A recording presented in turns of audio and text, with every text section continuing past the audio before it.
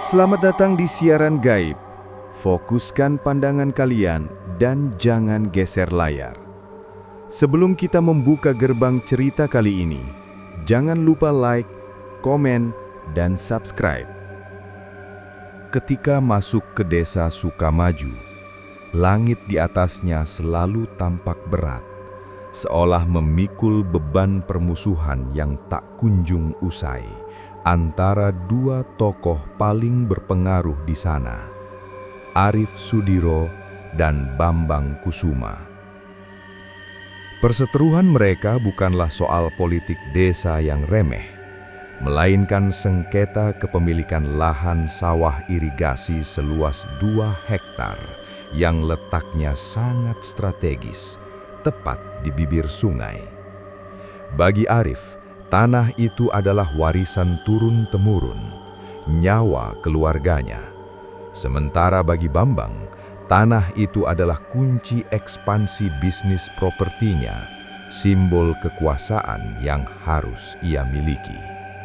Kau pikir dengan wajah memelas begitu aku akan menyerahkan tanah itu, Rif? Jangan mimpi di siang bolong. Hardik Bambang suatu sore di teras rumahnya.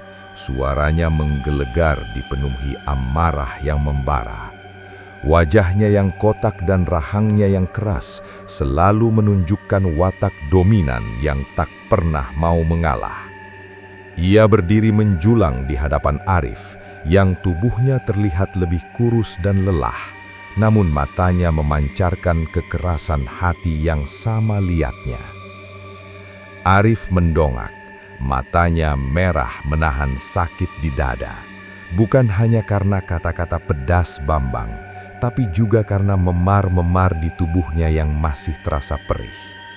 Baru 2 hari yang lalu, 3 anak buah Bambang yang bertubuh besar, sering ia sebut sebagai anjing-anjing setia, menghajarnya habis-habisan di perbatasan lahan sengketa, hanya karena Arif berani memasang kembali patok batas yang dicabut Bambang. Bambang, dengarkan aku baik-baik. Tanah itu milik kakekku, sertifikatnya jelas. Kau tidak bisa menggunakan uang dan kekuasaanmu untuk merampas hak orang lain. Balas Arif, suaranya serak namun tegas. Ia meludah ke samping, menahan batuk yang terasa menusuk. Sampai mati pun aku tidak akan pernah menandatangani surat pelepasan hak itu. Kau dengar? Tidak akan pernah. Bambang tertawa terbahak-bahak, tawa yang terdengar palsu dan kejam, menusuk telinga seperti pecahan kaca.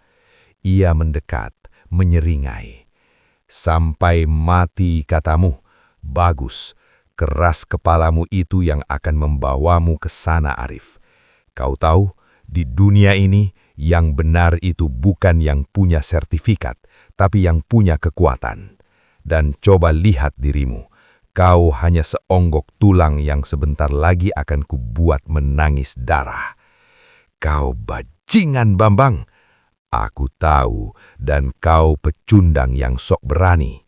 Bambang menoleh ke salah satu anak buahnya, seorang pria bertato bernama Jono, yang berdiri beberapa langkah di belakangnya.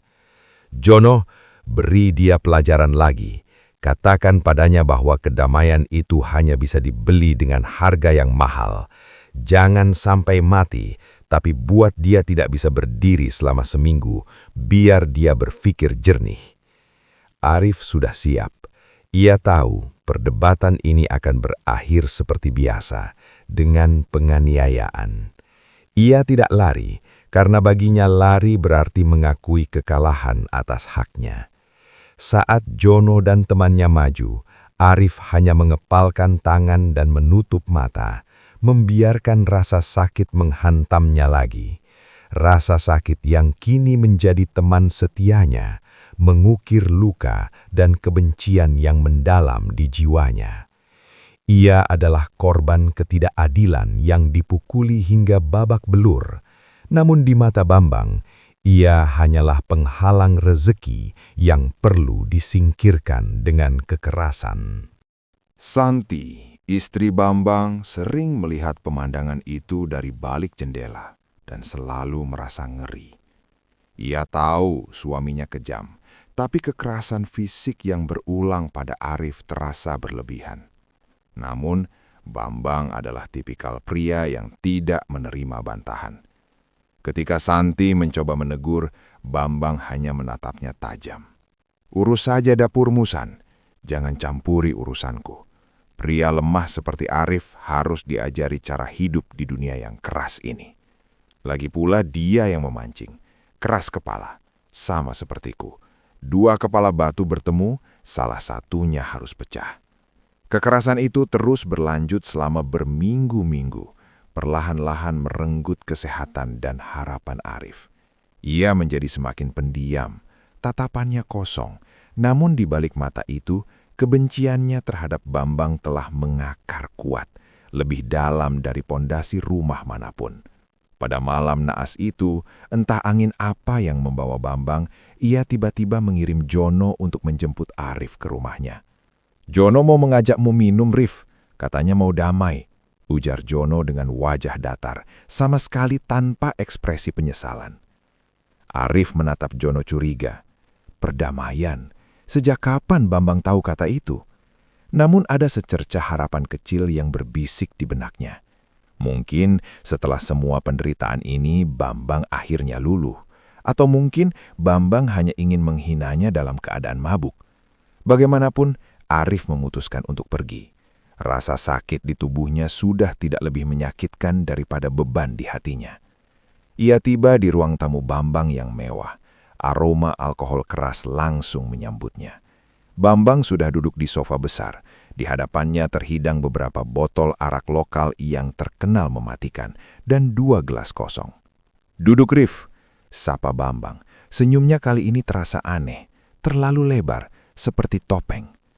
"Malam ini kita tidak akan membahas tanah. Malam ini kita minum. Anggap ini perpisahan dari semua masalah kita." "Perpisahan?"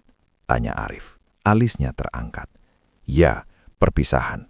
Aku lelah dengan perdebatan. Kau keras kepala, aku lebih keras kepala. Mari kita lihat siapa yang bisa menenggak habis minuman ini tanpa pingsan. Ini namanya uji kejantanan. Jika kau menang, aku akan memberimu kompensasi 2 kali lipat dari harga pasaran. Jika kau kalah, kau tinggalkan saja surat pelepasan hak itu di meja. Besok aku ambil. Bagaimana?" Tawaran itu terdengar gila, tapi kompensasi 2 kali lipat? Itu bisa menghidupi keluarganya bertahun-tahun, bahkan jika ia kehilangan tanah itu. Atau mungkin ia bisa menang dan memaksa Bambang menarik semua rencananya. Mata Arif berkilat. Ia melihatnya sebagai kesempatan terakhir untuk membalikan keadaan. "Baik," jawab Arif singkat. Ia sudah tidak peduli dengan rasa sakit. Mereka pun mulai menenggak minuman keras itu, cawan demi cawan, dalam keheningan yang tegang. Hanya diiringi bunyi gelas beradu dan suara nafas yang berat. Bambang yang terbiasa minum tetap terlihat tegar. Matanya sesekali melirik sinis ke arah Arif. Sementara Arif yang staminanya sudah terkuras habis oleh penganiayaan dan tekanan batin, mulai terhuyung. "Kau lemah, Rif," ejek Bambang setelah Arif menuangkan lagi. "Lihat, tanganmu gemetar. Kau tidak akan pernah bisa memenangkan apapun dariku. Tidak tanah, tidak juga minuman ini." "Tutup mulutmu," desis Arif. Lidahnya sudah terasa tebal dan pikirannya mulai kabur. "Aku tidak akan, hanya karena kau punya uang." Ia tidak bisa menyelesaikan kalimatnya. Pandangannya berputar dan rasa dingin yang mematikan tiba-tiba menyergap seluruh tubuhnya. Gelas di tangannya jatuh, memecah kesunyian dengan suara denting yang nyaring. Arif merosot ke sofa, kepalanya terkulai di sandaran yang empuk. Ia pingsan, tak sadarkan diri. Efek alkohol yang kuat telah mengambil alih seluruh kesadarannya. Bambang meletakkan gelasnya dengan perlahan. Senyum kejam itu kini benar-benar murni, tanpa topeng. Ia menatap Arif yang tergeletak lemah, seolah sedang menatap seekor serangga yang berhasil ia injak. "Kau memang keras kepala, Arif," bisik Bambang. Suaranya kini tenang, kontras dengan kemarahan yang selalu ia tunjukkan. Tapi keras kepalamu itu tidak ada gunanya jika kau sudah mati. Aku sudah lelah bermain-main. Kau tidak mau menyerah, jadi aku harus mengambilnya secara paksa. Ia bangkit, mengitari meja, dan berdiri di sisi Arif. Ia memastikan Jono dan yang lain sudah pulang, dan istrinya Santi sudah tidur pulas di lantai atas. Bambang membungkuk, aroma arak dan keringat memabukkan bercampur. Ia mengelurkan tangan kasarnya, tebal dan kuat. Lalu dengan perlahan, ia melingkarkan kedua tangannya di leher Arif yang kurus. Arif dalam ketidaksadarannya hanya bisa menghasilkan erangan lemah, seperti rengekan bayi yang kehilangan mainan. Ia tidak bisa melawan, tidak bisa bernafas. Kekuatan Bambang yang tak terduga mencekik jalur oksigen dengan kejam, memotong nafas terakhir yang seharusnya menjadi miliknya.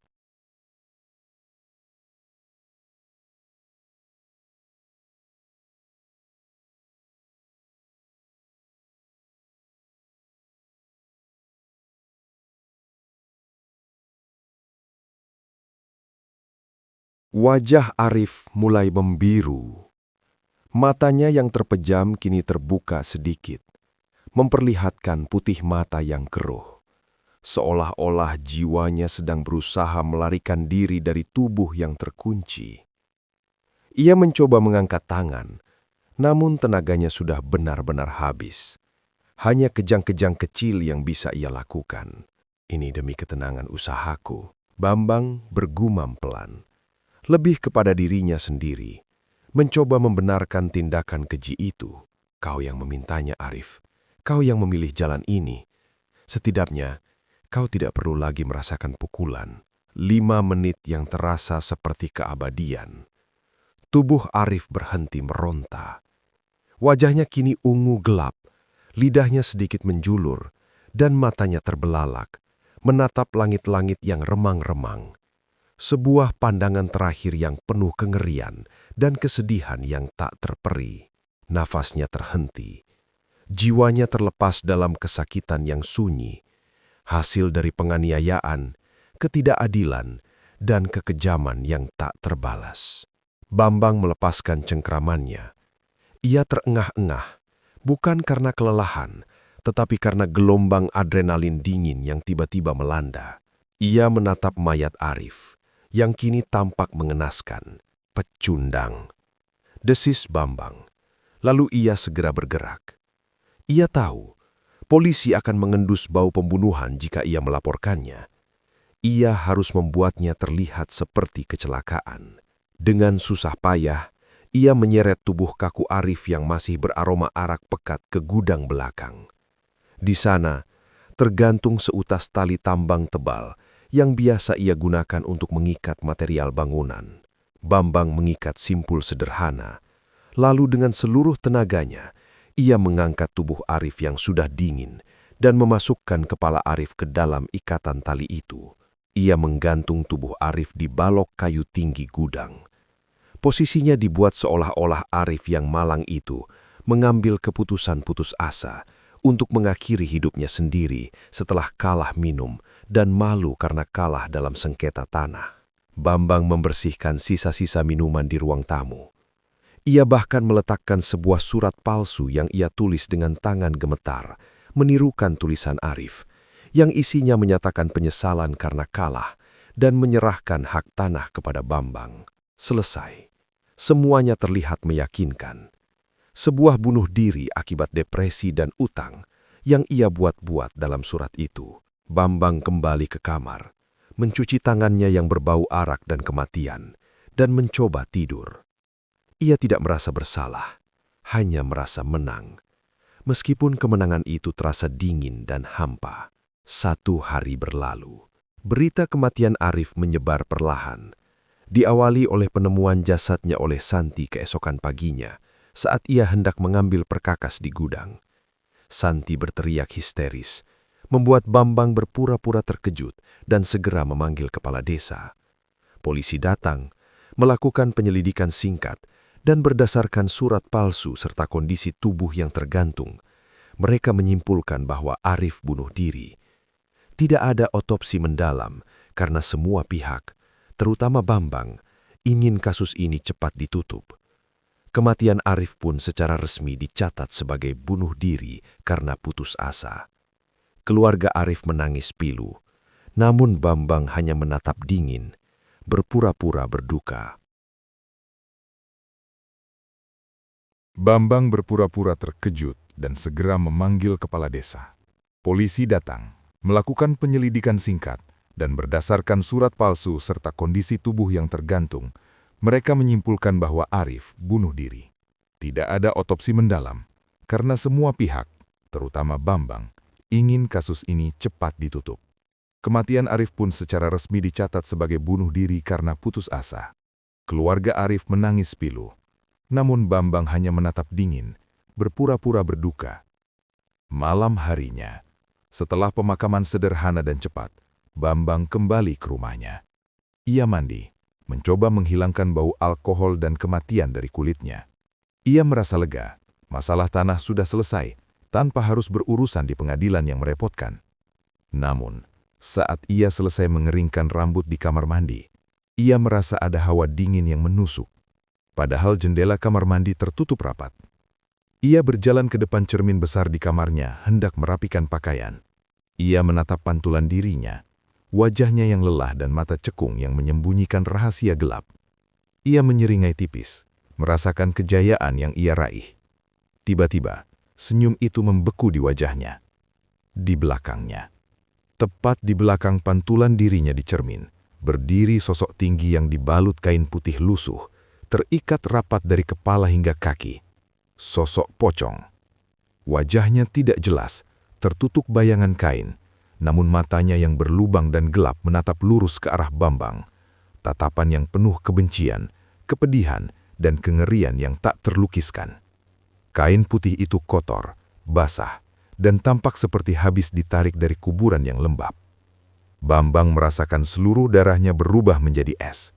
Jantungnya berdebar kencang, memukul-mukul tulang dadanya dengan kecepatan gila.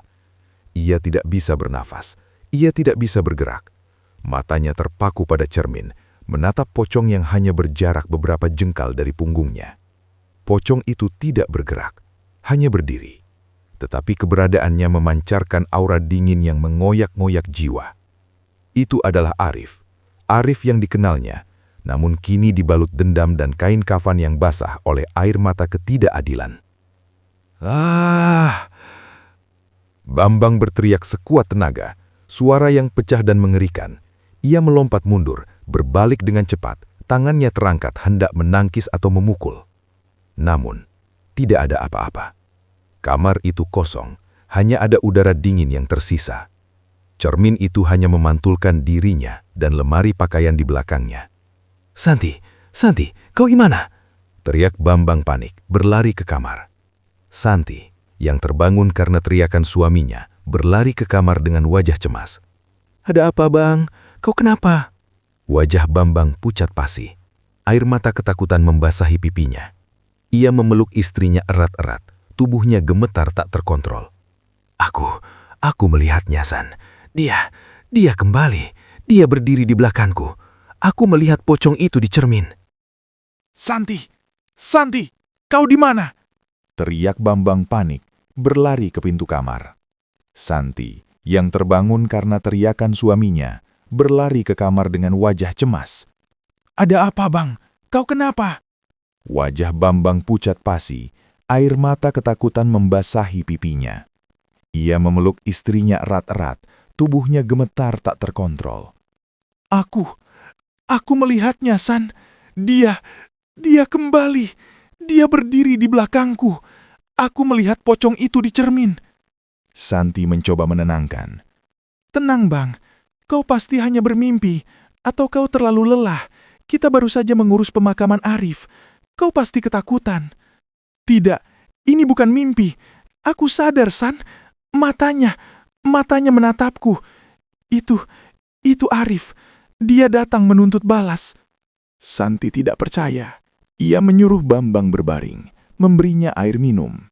Namun, Bambang tidak bisa tidur. Setiap kali ia menutup mata, ia melihat mata kosong pocong itu menatapnya, seolah-olah mencekiknya lagi, merampas nafasnya, seperti yang ia lakukan pada Arif. Rasa takut itu jauh lebih mengerikan daripada rasa bersalah. Rasa bersalah ia bisa tekan, tapi rasa takut ini, ketakutan akan pembalasan dari alam lain, benar-benar menghancurkan pertahanannya. Malam itu, Bambang tidak bisa memejamkan mata. Ia terus mengawasi setiap sudut ruangan, setiap bayangan yang bergerak. Ia berpikir, bagaimana jika pocong itu ada di bawah kolong tempat tidur? Bagaimana jika ia berdiri tepat di sampingnya saat ia tidur? Pukul 3 pagi, Bambang tidak tahan lagi. Kebencian yang ia rasakan pada Arif kini berbalik menjadi teror yang tak tertahankan. Ia menyadari kekerasan dan kekuasaannya tidak berarti apa-apa di hadapan kematian dan pembalasan. Ia bangkit, membangunkan Santi. "Aku harus pergi, San." "Mau kemana, Bang? Ini masih malam." "Aku harus menyerahkan diri," ucap Bambang. Suaranya sudah tidak lagi keras, hanya terdengar seperti bisikan orang kalah. Aku yang membunuhnya, San. Aku mencekiknya malam itu saat dia pingsan. Aku yang menggantungnya." Santi terhenyak, menutup mulutnya dengan kedua tangan. Air mata mengalir deras. Ia tahu suaminya kejam, tapi ia tidak menyangka suaminya adalah pembunuh. "Kenapa, Bang? Kenapa kau lakukan itu?" tanya Santi. Air matanya tak terbendung. "Karena dia keras kepala. Karena dia tidak mau melepaskan haknya. Aku sudah lelah. Aku hanya ingin tanah itu." Bambang meraung, kini bukan karena pocong, tapi karena penyesalan yang terlambat. "Tapi sekarang aku tidak bisa hidup tenang. Dia akan selalu mengejarku." Pagi menjelang, Bambang diantar Santi ke kantor polisi. Dengan wajah tertunduk dan suara yang gemetar, ia menceritakan semuanya, dari awal sengketa, penganiayaan, hingga momen mencekik Arif dan menggantungnya untuk menutupi kejahatan. Polisi yang awalnya sempat curiga dengan kesaksiannya, akhirnya menemukan bukti-bukti yang menguatkan, termasuk bekas cekikan samar di leher Arif saat jasadnya digali kembali, dan surat palsu yang dengan mudah terbongkar dari tulisan tangan Bambang yang unik. Bambang resmi ditahan, menukar rumah mewah dan kekuasaannya dengan sel sempit dan dingin. Ia dijatuhi hukuman berat atas pembunuhan berencana.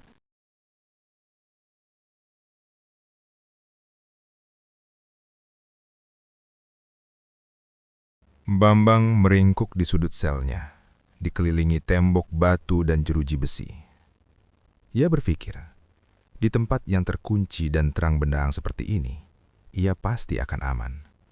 Arif tidak akan bisa mengganggunya lagi. Ia sudah membayar dosanya dengan penyerahan diri. Sore itu, setelah jam kunjungan berakhir, sel kembali sepi. Bambang mencoba tidur, memejamkan mata dengan harapan bisa mendapatkan ketenangan yang sudah lama hilang. Tiba-tiba, ia mendengar suara gesekan pelan, seperti kain tebal yang diseret di lantai batu. Suara itu berasal dari sudut gelap sel, tempat sinar matahari tidak pernah menjangkau. Bambang membuka mata. Jantungnya kembali berdegup kencang. Ia mencoba meyakinkan dirinya bahwa itu hanya tikus atau suara penjaga. "Siapa di sana?" bisiknya. Tidak ada jawaban, hanya keheningan yang menyesakkan, dan kemudian suara gesekan itu berhenti. Bambang memberanikan diri, menggerakkan pandangannya perlahan ke sudut sel. Dan di sana, di antara bayangan, ia melihatnya lagi. Pocong itu, Arif. Sosok itu berdiri tegak, membalut kain kafan yang kini tampak lebih kotor dan berlumuran tanah basah. Ia tidak lagi berada di cermin, tapi nyata, fisik, berdiri tepat di dalam sel bersamanya, melanggar semua hukum fisika dan logika. "Kau pikir dengan menyerahkan diri semuanya selesai, Bambang?" Suara itu bukan suara normal, melainkan desisan dingin yang terdengar seperti angin berbisik melalui kuburan. Suara itu terdengar di benak Bambang, bukan di telinganya. Bambang merangkak mundur hingga punggungnya menabrak tembok. Ia ingin berteriak, tapi kerongkongannya tercekak. Pocong itu melompat, Satu lompatan kecil, dan kini jaraknya semakin dekat. Bau tanah basah, arak yang sudah membusuk, dan kematian yang manis menusuk hidung Bambang. Kau merampas hakku, tanahku, martabatku, dan yang terakhir, nafasku. Desis pocong itu lagi. Kau membuatku mati mengenaskan dalam keadaan pingsan, tidak berdaya. Kau menggantungku seperti seekor ternak, padahal aku adalah korban ketidakadilanmu. Pocong itu melompat lagi, kini berdiri tepat di depannya. Wajahnya yang tertutup kain kafan kini mendekat. Bambang bisa merasakan hembusan udara dingin yang keluar dari kain itu. Penjara ini tidak bisa menahan kita berdua, Bambang. Selama kau bernafas, selama keadilan sejati belum terbalaskan, aku akan selalu bersamamu. Di setiap bayangan yang kau lihat, di setiap suara gesekan yang kau dengar. Bambang menangis histeris. Ia berteriak, memohon ampun, memanggil penjaga. Pergi, pergi kau Arif, aku mohon, aku sudah menyerah, aku sudah dipenjara. Jeritan Bambang menarik perhatian penjaga, yang segera datang dan membuka sel. Mereka melihat Bambang meringkuk, gemetar hebat, menutupi wajahnya dengan tangan sambil terus menjerit ketakutan. Tenang, ada apa Bambang? Kau gila? Tanya salah satu penjaga. Saat penjaga itu menoleh kembali ke sudut, pocong itu sudah menghilang, hanya menyisakan keheningan sel yang dingin. Bambang tidak pernah mendapatkan kedamaian lagi.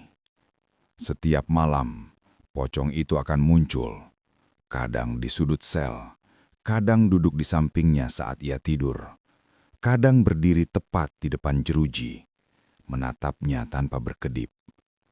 Pocong itu tidak melakukan apa-apa selain menatapnya. Sebuah pembalasan yang jauh lebih menyiksa daripada kekerasan fisik yang pernah ia lakukan. Tatapan kosong pocong Arif adalah cerminan dari semua ketidakadilan, penganiayaan, dan kematian mengenaskan yang telah ia sebabkan. Bambang, sang kepala batu yang penuh amarah dan kekejaman, kini hidup dalam neraka pribadinya, di mana setiap detik di penjara adalah siksaan yang terus-menerus, dihantui oleh korban dari keegoisannya sendiri.